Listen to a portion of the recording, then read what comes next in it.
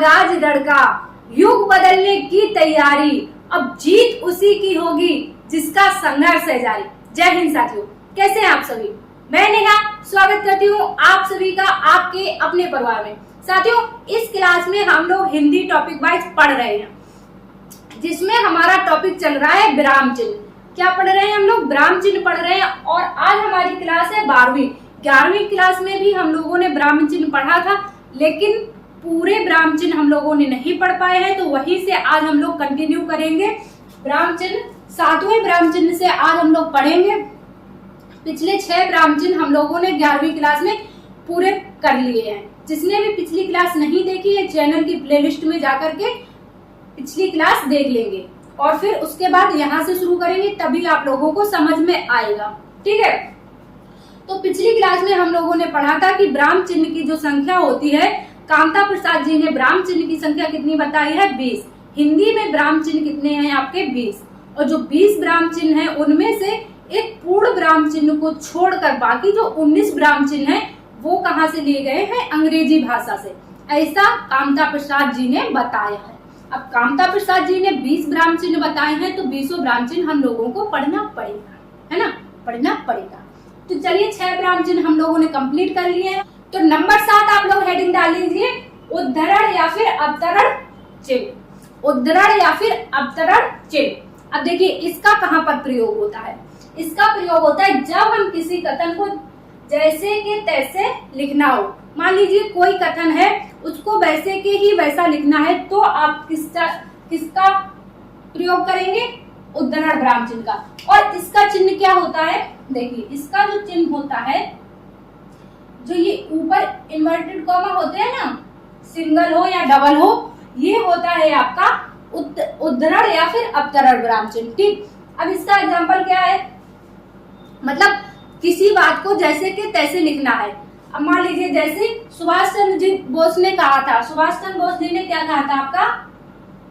लिख लीजिए यहाँ पर, सुभाष चंद्र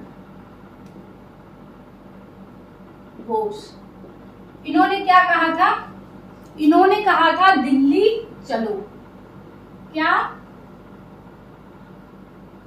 दिल्ली चलो, है ना? तो इसको क्या करते हैं हम लोग? डबल इन्वर्टेड कॉमा में बंद करते हैं, ऐसे ही तो लिखते हैं। या फिर जैसे आपसे कोई क्वेश्चन पूछा जाता है, एक क्वेश्चन पूछा जाता है आपसे कि कामायनी पुस्तक के लेखक कौन है, तो जो कामायनी शब्द लिखा होगा उसको डबल इन्वर्टेड कॉमा में बंद किया होगा, ऐसे, है ना? तो इसका जो है ऐसे यूज होता है। ठीक, इसके बाद नंबर 8 पढ़ेंगे हम लोग, योजक चिन्ह। योजक चिन्ह क्या होता है आपका? देखो, योजक चिन्ह का सिंबल चिन्ह होता है आपका ऐसा, छोटा सा जो बीच में होता है। अब इसका प्रयोग कहाँ किया जाता है? जैसे जहां पर आपके तुलनात्मक शब्द होते हैं, विलोम शब्द होते हैं, समानार्थी शब्दों में इनका प्रयोग किया जाता है। और इन्हें सामासिक चिन्ह भी कहते हैं, क्योंकि इनका जो प्रयोग होता है समास के बीच में, जो आपका द्वंद्व समास होता है, उसमें प्रयोग किया जाता है आपका योजक चिन्ह। कैसे? जैसे विलोम शब्द हो गए आपके माता पिता, है ना? ऐसे ही तो लिखते हैं, माता पिता। एक हो गया आपका, ये होता है खान पान, वहां का खान पान कैसा है ना? जो दो ये होता है आपका, ये होता है योजक चिन्ह। विलोम शब्दों के बीच में आता है, तुलनात्मक शब्दों के बीच में आता है। ठीक, क्लियर? इसको आप समझ गए, योजक चिन्ह को। इसके बाद अगला है आपका विवरण चिन्ह। नंबर 9 है आपका विवरण चिन्ह। अब विवरण चिन्ह क्या होता है? देखिए, किसी भी बात को विस्तार से लिखने के लिए, कैसे? विस्तार से लिखने के लिए किसका प्रयोग किया जाता है? विवरण चिन्ह। विवरण चिन्ह क्या होता है आपका? ये वाला, है ना? विवरण चिन्ह आपका ऐसा होता है। अब देखिए, जैसे आपके परीक्षा में क्वेश्चन आता है कि कुछ शब्द दे देंगे, गाय या फिर ऐसे दीपावली त्योहारों के नाम दे देंगे कि इस पर 300 शब्दों में या 200 शब्दों में निबंध लिखिए, है ना? या फिर ऐसे लिख देंगे कि इस चीज पर प्रकाश डालिए, है ना? इस तरह से। तो क्या करेंगे आप, जब आप निबंध लिखेंगे या फिर कुछ भी किसी चीज पर प्रकाश डालेंगे तो ऐसे ही तो लिखेंगे। देखिए तो उसमें क्या होता है, आप लिखेंगे जैसे गाय पर निबंध, हेडिंग डालेंगे, मतलब एक तरह से ये हेडिंग का होता है ना, गाय पर निबंध, यही तो आप हेडिंग डालेंगे। अब ये हेडिंग है, इसको कैसे दर्शाएंगे? हेडिंग को दर्शाने के लिए आप यहाँ पर 2 बिंदी और ये इस तरह से, है ना। तो यहाँ पर आपका इस तरह से प्रयोग किया जाता है आपका विवरण चिन्ह। जब किसी बात को विस्तार से लिखने के लिए आपका विवरण चिन्ह का प्रयोग किया जाता है। जैसे आपको निबंध लिखना है तो आप हेडिंग डालेंगे गाय पर निबंध, उसके बाद आप लगाएंगे विवरण चिन्ह, उसके बाद जो है इसके आप अब इसके आगे से यहाँ से शुरू कर देंगे इस पर निबंध लिखना। क्लियर? इसको आप नोट कर लीजिए। अगला है आपका नंबर 10। नंबर 10 है आपका अपूर्ण विराम या फिर उपविराम। क्या? अपूर्ण विराम या फिर उपविराम। अब इसका देखिए चिन्ह क्या होता है आपका, इसका जो चिन्ह होता है ये वाला क्या होता है, डबल बिंदी।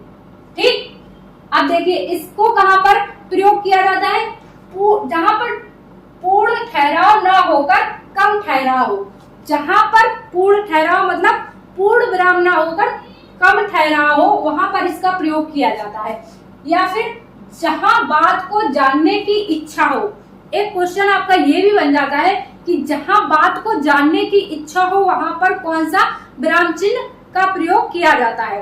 तो आप बता देंगे कि वहां पर जो है आपका पूर्ण विराम चिन्ह उपविराम या फिर अपूर्ण विराम चिन्ह का प्रयोग किया जाता है। क्लियर? ठीक, अब कैसे देखो, जहां बात को जानने की इच्छा हो। क्या? अब इसका एग्जांपल समझ लीजिए। देखिए जैसे आपने कहा राज आज तेरी एक चोरी पकड़ी गई। आज तेरी चोरी पकड़ी गई। ठीक, आपने इतना कह दिया आज तेरी चोरी पकड़ी गई। अब भाई राज तो परेशान हो गया कि हाँ मैंने तो बहुत सारे कांड कर रखे हैं, क्या हो गया, क्या किसे पता चल गया, क्या उसकी वाली बात उसको पता चल गई या उसकी बात उसको पता चल गई। राज तो भाई बहुत परेशान हो जाएगा। तो राज क्या करेगा, यहाँ पर राज के मन में जानने की इच्छा होगी कि हाँ क्या हुआ, कौन सी चोरी पकड़ी गई, क्या हुआ, है ना। तो ये चीज, तो आप कहेंगे राज तेरी चोरी पकड़ी गई, तो अब उसको जानने की इच्छा हो रही है। अब अभी आपकी बात खत्म नहीं हुई है ना। फिर आप कहेंगे तूने कल अकेले जलेबी खाई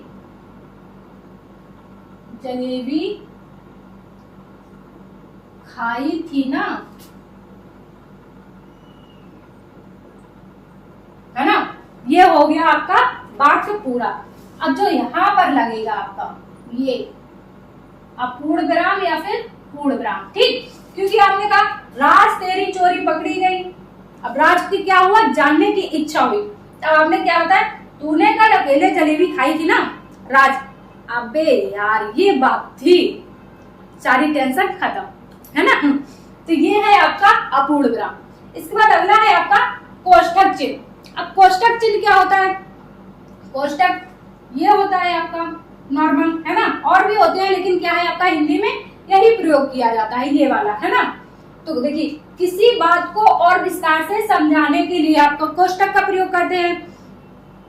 जैसे आपने लिखा कोई शब्द लिख दिया, मान लीजिए आपने आयु लिख दिया यहाँ पे, है ना, कि उसकी आयु 5 वर्ष है ना। तो आयु लिखेंगे, किसी को नहीं आयु समझ में आ रहा तो उसी को यहाँ पर कोष्ठक में लिख देंगे उम्र, है ना। इसी तरह किसी बात को और अच्छे से समझाने के लिए, विस्तार से समझाने के लिए आप क्या है, कोष्ठक का प्रयोग किया जाता है। क्लियर? इसके बाद है आपका लाघव चिन्ह। शॉर्ट में लिखने के लिए इसका प्रयोग किया जाता है आपके लाघव चिन्ह का। लाघव चिन्ह का निशान क्या होता है, चिन्ह क्या होता है आपका, ये है ना, ओ टाइप का। तो इसको कहाँ पर प्रयोग किया जाता है, देखिए इसके एग्जांपल आप, जैसे आप लिखते हैं ना डॉक्टर, डॉक्टर का ऐसे लिख देते हैं ना, मास्टर, है ना, इस तरह से किसी नाम या किसी पद को शॉर्ट में लिखने के लिए आप लाघव चिन्ह का प्रयोग करते हैं। जैसे आपको न्यायालय लिखना है तो पूरा ना लिख के सिर्फ इतना लिख के ऐसे कर देंगे। अब जैसे उत्तर प्रदेश पुलिस में होता है उत्तर प्रदेश पुलिस, उत्तर प्रदेश पुलिस को कैसे लिख देते हैं आप, उत्तर प्रदेश पुलिस, है ना, इस तरह से। तो ये होता है आपका लाघव चिन्ह, इसको आप नोट कर लीजिए। इसके बाद हम लोग आगे पढ़ते हैं। इसके बाद अगला है आपका नंबर 13 लोप चिन्ह। अब देखिए लोप चिन्ह क्या होता है, जहां पर आप कोई सीरीज लिखते हैं, क्या, जहां पर आप कोई सीरीज को कंटिन्यू करते हैं वहां पर आपका लोप चिन्ह होता है। इसका चिन्ह कैसा होता है, देखिए ये तो ऐसे ऐसे होता है, डॉट डॉट डॉट, या फिर ऐसे ऐसे भी हो सकता है ना, तो ये होता है आपका लोप चिन्ह। अब जैसे आप कोई सीरीज लिखना है, कैसे, ऐसे लिखते हैं ना, 2 4 6 8, फिर ऐसे डैश डैश डैश डैश, आपको 100 तक लिखना है ना, पूरा 100 तक तो लिखेंगे नहीं, तो आप इस तरह से जब कोई सीरीज लिखी जाती है, ठीक, क्लियर। या फिर ऐसे ही सैकड़ों लोग, मान लीजिए मैंने आज मार्केट में सैकड़ों लोगों को देखा, उसमें से आप सबका नाम तो लिखेंगे नहीं, 1 2 लिख देंगे, रमेश, सुरेश, सीमा, है ना, रीमा, फिर उसके बाद क्या लिख देंगे, आदि, है ना। तो इस तरह से जब किसी सीरीज को दर्शाना होता है, मतलब डैश डैश करके फिर आदि लिख देंगे। जब किसी सीरीज को दर्शाना होता है तब आप क्या करते हैं, लोप चिन्ह का वहां पर प्रयोग किया जाता है, क्लियर। इसके बाद अगला है आपका हंस पद, या फिर इसी को कहते हैं त्रुटि चिन्ह। क्या, हंस पद या फिर इसी को कहते हैं त्रुटि चिन्ह। अब देखिए भाई, क्लास को लाइक कर दीजिए, यदि आपको क्लास पसंद आ रही है तो क्लास को लाइक कर दिया करिए। आप लोग क्या करते हैं कि क्लास को बिल्कुल भी लाइक नहीं करते हैं, बिल्कुल भी सपोर्ट नहीं करते हैं, ऐसे कैसे चलेगा। सपोर्ट कीजिए भाई, क्लास को ज्यादा से ज्यादा शेयर कीजिए और ज्यादा से ज्यादा लाइक कीजिए, है ना। यदि क्लास आपको पसंद नहीं आती है तो आप बताइए कमेंट करके कि आपको क्लास पसंद नहीं आ रही है, यदि पसंद आ रही है तो वो भी बताइए, जो भी है कमेंट्स में जरूर बताइएगा, है ना। अब देखिए हंस पद क्या है आपका, देखो आप इसका यूज तो बहुत करते हैं लेकिन भूल जाते हैं। अब यहाँ पर इसका ये होता है चिन्ह, ठीक, कैसे इसका प्रयोग कैसे करेंगे, जैसे मान लीजिए क्या लिखेंगे, राम, राम अच्छा लड़का है, ठीक, आपने लिख दिया। अब आपको याद आया कि नहीं, राम अच्छा नहीं है, ये तो मैंने गलत लिख दिया। तो आप कैसे, अब यहाँ पर जगह नहीं है नहीं लिखने की, तो आप यहाँ पर ये लगाएंगे सिंबल इसका, त्रुटि चिन्ह का, और यहाँ पर लिख देते हैं नहीं, ऐसे ही तो लिखते हैं ना। तो ये होता है आपका त्रुटि चिन्ह या फिर हंस पद, क्लियर। इसके बाद अगला है आपका अनुवृत्ति या फिर पुनरावृत्ति चिन्ह, अनुवृत्ति या फिर पुनरावृत्ति चिन्ह। अब देखिए इसका जो सिंबल होता है, पहले आप इसका देख लीजिए, ये जो ये कर देते हैं हम लोग, ये होता है। जैसे मान लीजिए आपको एक गांव की सूची बनाने के लिए दी गई है ना, किसी एक गांव में गए हैं आप, वहां की आपको सूची बनाने के लिए दी गई है कि सबके नाम और उनका नाम, उनके पिता का नाम और उनके गांव का नाम आपको लिख के लाना है। तो जैसे मान लीजिए आपको 2 4 लिखना है, तो नंबर 1 सबसे पहले पेज पे लिखेंगे, नंबर 1 पे लिखेंगे, जैसे आपने लिख दिया राम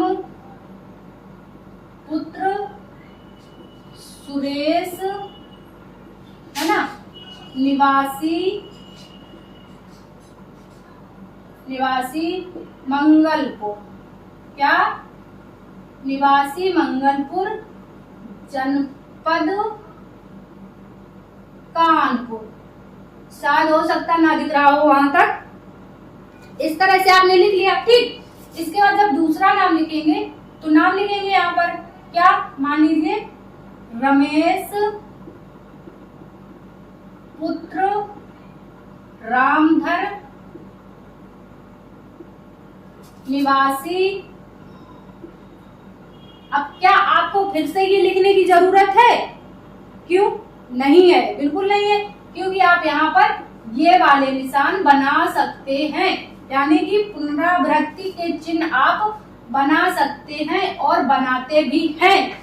तो यही होता है आपका पुनरावृत्ति चिन्ह, ठीक। इसके बाद अगला है आपका समाप्ति सूचक, जहां पर समाप्ति हो जाए आपके लिखने पढ़ने की, मतलब जैसे आप पेपर देते हैं, पेपर आपका पूरा समाप्त हो गया, आपने पूरा हल कर लिया, तो आप वहां पर लगा देते हैं समाप्ति सूचक चिन्ह। क्या होता है आपका, डंडा बड़ा सा गोला फिर ऐसे, ठीक।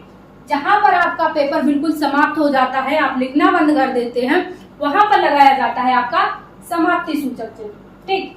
16 पढ़ लिए, 4 और रह गए हैं, वो भी देख लेते हैं जल्दी से, ठीक है ना। इसके बाद अगला है आपका नंबर 17 तुल्यता सूचक चिन्ह। कौन सा? तुल्यता सूचक चिन्ह। अब ये कौन सा होता है? देखिए ये होता है आपका जो बराबर का निशान लगा होता है, बराबर का, ये वाला होता है आपका तुल्यता सूचक चिन्ह। अब आप कहेंगे हिंदी में इसका प्रयोग नहीं होता है, होता है, बिल्कुल होता है। व्याकरण में देखिए आपने पढ़ा होगा कि आ प्लस ई क्या बन जाता है आपका, बराबर ए, है ना।